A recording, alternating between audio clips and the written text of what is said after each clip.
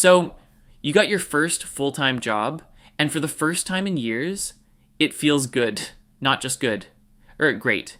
You look at that first paycheck and think, maybe all of this was worth it, because getting here wasn't easy. You applied to university after university, and then probably applied to a few backup universities too. You chose the harder courses because they aligned with the future you wanted. You survived assignments, exams, deadlines, job applications, interviews, immigration paperwork, and more uncertainty than you ever expected. Some of us even packed our entire lives into a couple of suitcases and moved to a completely different country. And somewhere along the way, many of us took out an education loan. Not because we wanted debt, but because we believed it would help us build a better future. And now, that future is finally starting to arrive. You have a job, you have an income, you can finally breathe a little. And once that starts happening, the financial decisions start showing up. Should I save for the house? Should I invest? Should I buy a car? And if you've watched my previous video on the true cost of owning a car in Canada, you'll know that what looks affordable on a monthly payment can end up costing far more than most people realize. If you haven't seen it, you can find it through the I button above or in the description below. But while you are thinking about all those decisions, there was one thing quietly sitting in the background: your education loan. One day, you open your loan account, and suddenly that excitement fades. Not because the monthly payment is huge. In fact, for many people, the monthly payment is manageable. It's because you scroll down and see the total amount remaining, the total interest, the repayment schedule, and you realize this thing might be with you for a very long time, maybe 10 years, maybe 15 years, maybe even longer. And that's when the questions start. Am I really going to be paying this until I'm 40? How much is this loan actually going to cost me? Would I be better off investing my money instead? Or is the interest rate so high that investing doesn't even make sense? Now, maybe you're the opposite. Maybe you've never worried about your education loan. Maybe the payments come out every month and life just moves on. And honestly, that's exactly why I wanted to make this video. Because once I started running the numbers, I realized the real cost of these loans is often very different from what most of us think. For some people, the loan is $15,000. For others, it's $30,000, $40,000, $50,000, sometimes even more. And not all loans are created equal. Some domestic student loans come with relatively low interest rates, maybe 5 or 6%, but many international students are carrying loans from their home countries. And those loans often come with interest rates of 10, 11, sometimes even 12%. Now, if you're an international student, or you used to be one, you probably know exactly what I'm talking about. Every month, a payment goes out. And every month, the loan is still there, waiting, not getting in the way of your daily life, but never really going away either. And that's when I started asking myself a simple question. What am I actually supposed to do first? Should I start investing? Or should I focus on getting rid of this loan as quickly as possible? Because everywhere you look, people are talking about investing. Open an investment account. Start early. Don't miss compounding. Time in the market beats timing the market. And honestly, none of that advice is wrong, but very few people talk about what happens when you're trying to build wealth while carrying a loan that's charging double-digit interest. So I decided to do what I usually do before making a major financial decision. I slowed down. And I started overthinking because some decisions are worth overthinking. I opened Excel and started testing different scenarios, different interest rates, different loan amounts, different repayment strategies, different investment returns. And what started as a simple question became a much bigger one, because the more I looked at the numbers, the less obvious the answer became.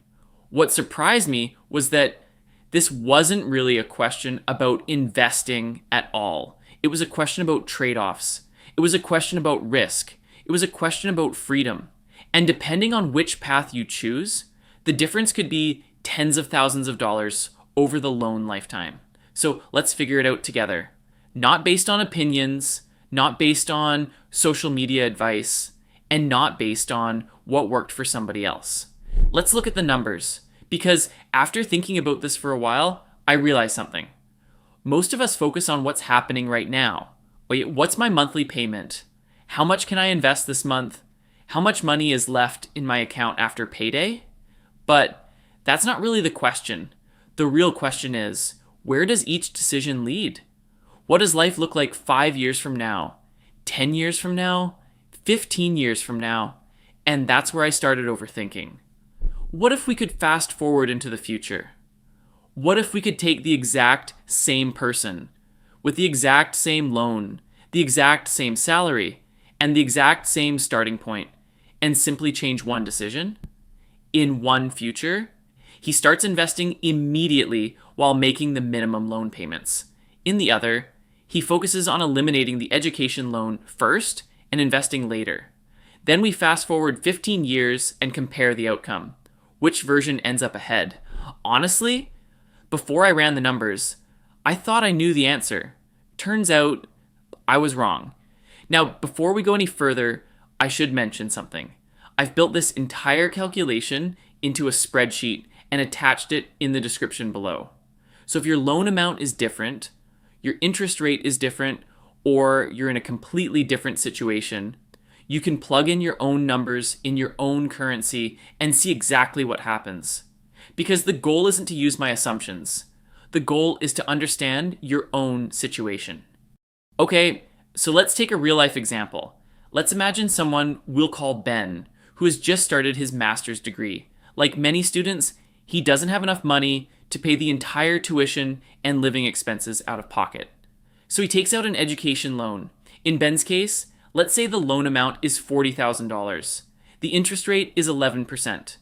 I know your numbers might be different. Maybe your loan is smaller. Maybe it's larger. Maybe your interest rate is lower. That's completely fine. The spreadsheet I've attached in the description lets you plug in your own numbers. But for now, let's stick with Ben. His master's program lasts 2 years. And during those 2 years, his lender gives him what many banks call a cool-off period. In simple terms, he doesn't have to start making full loan payments immediately. Instead, he's only required to pay a small amount every month while he's studying. Let's assume he's paying about $100 a month. Sounds manageable, right? Honestly, if I were a student, I'd probably look at that and think, okay, that's not too bad. But here's where things get interesting. While Ben is busy attending classes, writing assignments, applying for jobs, and trying to survive graduate school, the loan doesn't stop working. The interest keeps running every single day. On a $40,000 loan at 11% interest, the bank is charging roughly $4,400 per year. That's about $367 every month. Now think about that for a second. The loan is growing by about $367 every month. But Ben is only paying $100. And that gap turns out to be much more important than most people realize. So every month, the interest that Ben doesn't pay doesn't simply disappear. It gets added back to the loan. Then the following month, interest gets charged on that amount too. And then again and again for 2 full years. By the time Ben graduates, he's already paid about $2,400 out of his own pocket. But here's the crazy part. The loan isn't smaller. It's bigger. Instead of owing $40,000, he now owes roughly $47,000. Take a second and think about that. He borrowed $40,000, made payments for 2 years, and somehow they ended up owing more money than when he started. That's compounding. The same thing people love when it happens in an investment account. The same thing people hate when it happens on debt. Now this is where things get interesting, because from this point onward, Ben has a choice. Actually, he has the same choice that thousands of students make every year. Let's look at the first path, the path most people naturally choose. Ben decides to make the minimum loan payment and invest whatever is left over. And honestly, that sounds pretty reasonable. Every financial video on the internet tells you to start investing as early as possible. Don't wait. Start now. Let compounding work for you. So that's exactly what Ben does. His loan balance is about $47,000. The repayment period is 15 years, which means his monthly payment comes to roughly $535.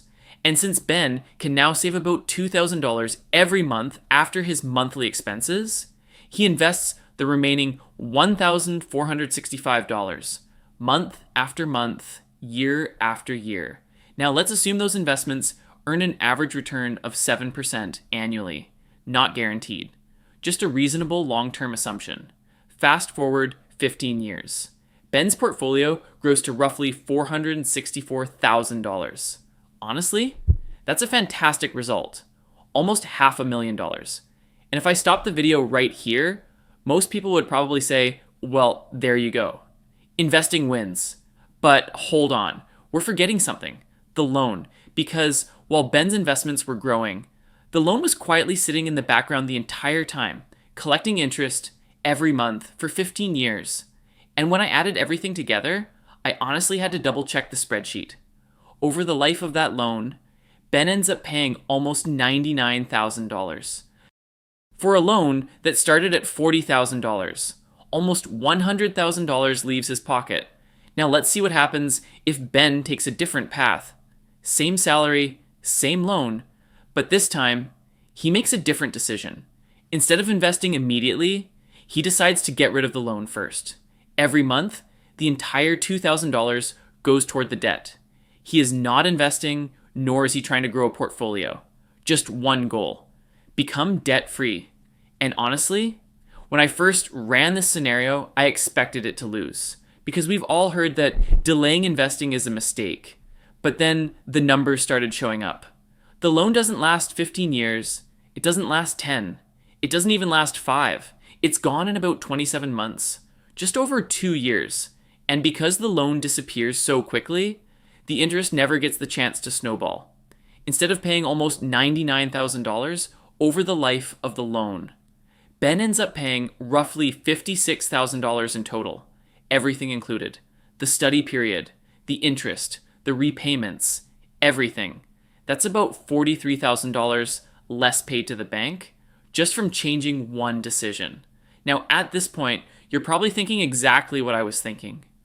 Okay, sure. But what about investing? Didn't Ben lose years of compounding? And the answer is yes, he did. He started investing later, but now let's see what actually happened. We're still looking at the exact same timeline. 17 years in total, 2 years studying, 15 years after graduation. The only difference is that Ben spent the first 27 months after graduation destroying the loan. After that, he starts investing. And now, instead of investing $1,465 per month, he gets to invest the full $2,000 every month. Same market, same assumed return, same timeline. Fast forward to the end. His portfolio grows to roughly $492,000. And this is the moment that completely changed how I think about debt. Let's put both futures side by side. Option A, invest immediately. Final portfolio, about $464,000. Option B, pay off the loan first. Final portfolio, about $492,000. That's already about $28,000 more. But that's not the number that shocked me. The number that shocked me was this. The second version of Ben also paid about $43,000 less to the bank. So this isn't really a $28,000 difference. It's more like a $70,000 decision. And that's when something finally clicked for me. We spend so much time talking about compounding when it comes to investing. Open social media and you'll hear it everywhere. And they're not wrong. Compounding really is powerful. But what almost nobody talks about is the other side of the coin. What happens when compounding is working against you? Because that's exactly what's happening with high interest debt. And then I realized something else. The 7% investment return we used in this example, that's just an assumption. It's a reasonable assumption, but it's still an assumption. Some years you might earn 10%, and some years your portfolio might actually go down. Nobody really knows what the market is going to do next year, or 5 years from now, or even 10 years from now. But the loan is different. The bank doesn't care whether the market had a good year. The bank doesn't care whether your portfolio went up or down. If your loan is charging 11% interest, You're paying that 11% every single year, like clockwork. And in many cases, especially with international education loans, that rate isn't even fixed. It's floating, which means if interest rates go up, your loan can become even more expensive. So while the investment return is a possibility, the loan interest is a certainty. That's why I think this discussion is so important, because most people understand how compounding builds wealth. Very few people understand how compounding destroys wealth. One happens in your investment account. The other happens quietly in the background through debt. And sometimes the fastest way to move forward financially isn't finding a better investment.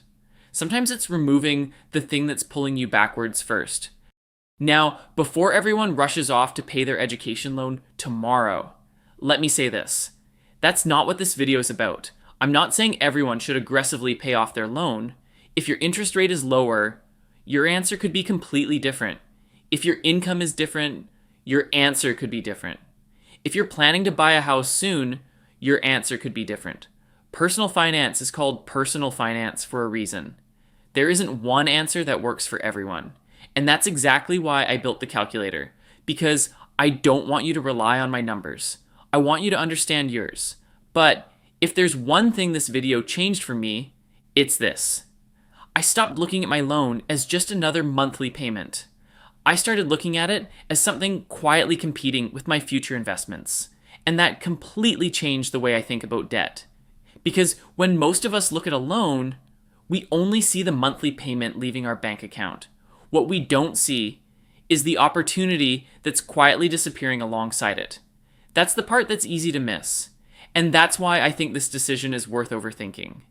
If you have an education loan, download the calculator from the description and try your own numbers. You might end up with the same conclusion I did. Or you might not. Either way, you'll be making the decision based on your own situation instead of somebody else's opinion. If this video made you look at your student loan differently, share it with someone who's carrying one. It might save them years of unnecessary interest. And if you enjoy breaking down big financial decisions like this, consider subscribing. Because that's what this channel is all about. Taking the financial decisions that quietly shape our lives, slowing down, asking better questions, and overthinking them together.